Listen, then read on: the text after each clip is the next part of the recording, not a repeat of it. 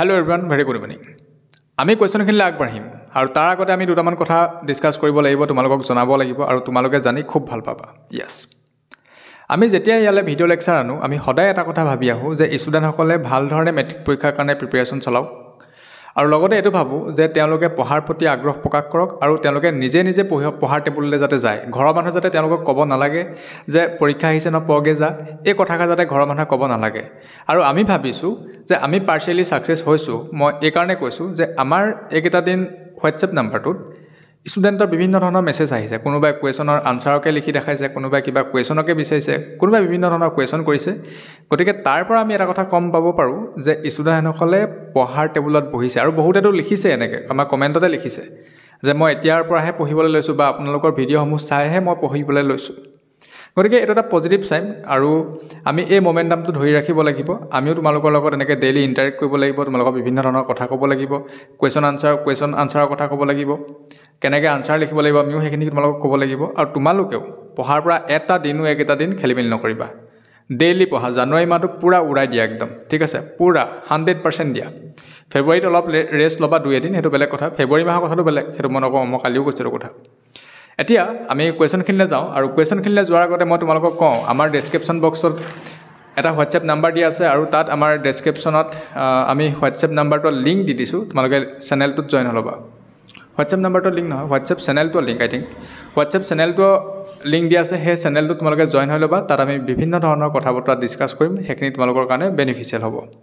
লগতে আমাৰ ইনষ্টাগ্ৰাম পেজো আছে ইনষ্টাগ্ৰাম পেজত তোমালোকে ভিজিট কৰিব পাৰা আৰু মোৰ ইনষ্টাগ্ৰামতো তোমালোকে কিবা যদি কেতিয়াবা ভাবা কিবা যদি সুধিবলগীয়া হয় বুলি ভাবা তেতিয়াহলে মোৰ ইনষ্টাগ্ৰামটো যাব পাৰা অলৰাইট সো আমি এটা কোৱেশ্যনখিনি ডিসকাস কৰিলো সো ফাৰ্স্ট কোৱেশ্যনটো হ'ব explain the meaning of environmental problems পৰিবেশৰ সমস্যা মানে কি ব্যাখ্যা কৰা second question right geographical divisions of the environmental problems ভৌগোলিক দিশৰ পৰা পৰিবেশৰ সমস্যা কি ভাগত ভগাব পাৰি next question right briefly about the distribution of oceans and continents মহাসাগৰ আৰু মহাদেশসমূহৰ বিতৰণ সম্পৰ্কে চমুকৈ লিখা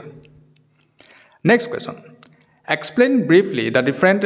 ফ্ৰেজেছ of the partition of Bengal বংগভংগৰ চাৰিদফীয়া আঁচনিখনৰ বিভিন্ন দফাসমূহৰ সম্পৰ্কে চমুকৈ লিখা next important question why was India partitioned ভাৰত বিভাজন কিয় হৈছিল next discuss the importance of the revolt of 1857 in Assam অসমত 1857 চনৰ বিদ্ৰোহৰ গুৰুত্ব লিখা next question what are the three main styles of Indian sculptures ভাৰতৰ ভাস্কৰ্য শিল্পকলাৰ তিনিটা প্ৰধান শৈলী কি next briefly describe the mineral resources of Assam অসমৰ খনিজ সম্পদৰ বিষয়ে চমুকৈ লিখা next question what were the initial programmes of the agitation of the partition of Bengal বংগভংগ আন্দোলনৰ প্ৰাথমিক কাৰ্যসূচীসমূহ কি আছিল next question what were the two main divisions of paintings of Assam India give examples ভাৰতীয় চিত্ৰকলাৰ প্ৰধান ভাগ দুটা কি উদাহৰণ দিয়া give an account of the major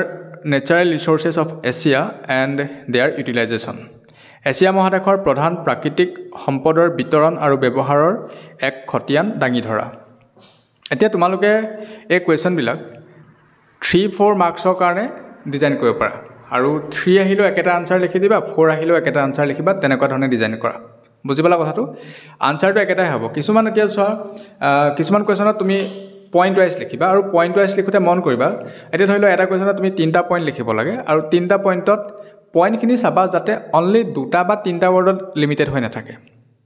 2টা বা 3টা ৱৰ্ডত এটা পইণ্ট লিমিটেড নকৰিবা সেই 2টা 3টা ৱৰ্ডকে তুমি অলপ এক্সটেন্ড কৰি লিখিবা আৰু কিছুমান এনেকুৱা ধৰণৰ ৱৰ্ড ইউজ কৰিবা ফ্ৰেজেছ ইউজ কৰিবা যেনেকৈ ধৰি লোৱা one of the major reasons হে বুলি কৈ মেনশ্যন কৰিবা তেনেকুৱা নিচিনাকৈ তোমালোকে আনসাৰখিনি কম্প'জ কৰিব লাগিব আৰু 4 মাৰ্কছৰ আনসাৰটো বনাওঁতে তোমালোকে এনেকুৱা ধৰণৰ কথাখিনি মন কৰিবা তাত 2টা সেন্টেন্স ইন্ট্ৰডাকচনৰ কাৰণে দিব পাৰা 2টা কনক্লুজনৰ কাৰণে দিব পাৰা আৰু মেইন বডিটো 3-4টা সেন্টেন্স ভৰাই দিয়া খুব এটা পাৰফেক্ট আনসাৰ হৈ যাব লগতে আৰু কিছুমান কথা মন কৰিবা তোমালোকে তাত পেৰাগ্ৰাফ দিবৰ কাৰণে মন কৰিবা আনসাৰবিলাকত একদম 4 আউট অফ 4 পাই যাবা যিখিনি কুৱেশ্যন থাকিব সো তেনেকুৱা ধৰণে বনাবা কিন্তু কিছুমান কথা মন কৰিবা যদি 2 মাৰ্কছৰ কুৱেশ্যন হয় তেতিয়াহ'লে তোমালোকে তাত 4 মাৰ্কছৰ আনচাৰটো নিলিখিবা সো তোমালোকে তাৰ চাই ল'বা যে কোনকেইটা সেন্টেন্স মই এৰি দিব পাৰোঁ সেই সেন্টেন্সকেইটা এৰি দিবা ঠিক আছে চোৱা 4 মাৰ্কছৰ কুৱেশ্যন এনেকৈ আহি যাব পাৰে এটা কুৱেশ্যন 2 + 2 মাৰ্কছ কৰি দিব পাৰে সো তেনেকৈ 4 কৰি দিব পাৰে ন গতিকে আমি সেই কথাখিনি মাইণ্ডত ৰাখিব লাগিব এতিয়া তোমালোকে এই যিকেইটা কুৱেশ্যন দিলোঁ আজিলৈকে আগত আমি দুটা ভিডিঅ' দি ৰাখিছোঁ সো সেইকেইটা কুৱেশ্যন আৰু আজি এইকেইটা কুৱেশ্যন তোমালোকে কমপ্লিট কৰিবা বাই ছেটাৰডে মানে ডেইলি পঢ়ি থাকা ৰিভাইজ কৰি থাকা একদম পাৰফেক্টকৈ লিখিব পাৰিব লাগিব ছেটাৰডেলৈকে সো ছেটাৰডেলৈকে তোমালোকক ছ'চিয়েলৰ কুৱেশ্যন নিদিওঁ এইকেইটা কুৱেশ্যনেই কমপ্লিট কৰা আমি তাৰপিছত আকৌ ছ'চিয়েলৰ কথা পাতিম আৰু মাজতে আমি বেলেগ বেলেগ কথা ডিছকাছ কৰি থাকিম আমাৰ হোৱাটছএপ চেনেলটোত এতিয়া আমি মেথছৰ কিছুমান কথা ডিছকাছ কৰিব লাগিব গতিকে তোমালোকে ছ'চিয়েলটো এফালে পঢ়ি থাকা মেথছৰ আমি কিছুমান কথা ডিছকাছ কৰিম আৰু মেথছৰ MCQৰ কাৰণে লাইভ ছেশ্যন আনিম কিন্তু তাৰ কাৰণে এটা কণ্ডিশ্যন থাকিব আমি ভাবি থৈছোঁ যে মিনিমাম 12K ছাবস্ক্ৰাইবাৰ হ'ব লাগিব সো 12K এইটো কাৰণে হ'ব লাগিব মই যদি লাইভ ক্লাছটোত আহোঁ যদি তাত ষ্টুডেণ্টে নাথাকে লাইভ ক্লাছটো কৰি ভাল নালাগিব সো সেইকাৰণে ভাবি থৈছোঁ আমি মনতে ভাবি লোৱা কথা আৰু যে 12K ছাবস্ক্ৰাইবাৰ যিদিনাখনি হৈ যাব আমি সেইদিনাখনিৰ পৰাই লাইভ ক্লাছটো ষ্টাৰ্ট কৰি দিম মেথছৰ MCQৰ কাৰণে মই নিজে থাকিম তাত ঠিক আছে আৰু ছায়েন্সৰ কথা বহুতে কৈ আছে আমাৰ ছায়েন্সৰ টিচাৰসকলে অলৰেডি তাৰ কাৰণে ডিজাইন কৰি আছে কুৱেশ্যন খুব সোনকালে তোমালোকৰ ওচৰলৈ আহি আছে গতিকে কোনেও চিন্তা কৰি থাকিব নালাগে ভালধৰণে পঢ়া শুনা কৰা wish you all the very best